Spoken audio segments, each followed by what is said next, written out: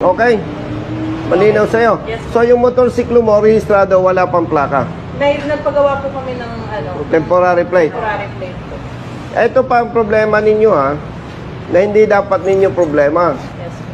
Kailangan daw, meron kayong authority to use improvised plate. Yes po, yun nga. Hindi nyo kailangan yon. Dahil obligasyon nila. May mga lalo po yung mga rider niya. Hindi ninyo kailangan yon. Kakausapin ko yung LTO chief. Parang ako LTO.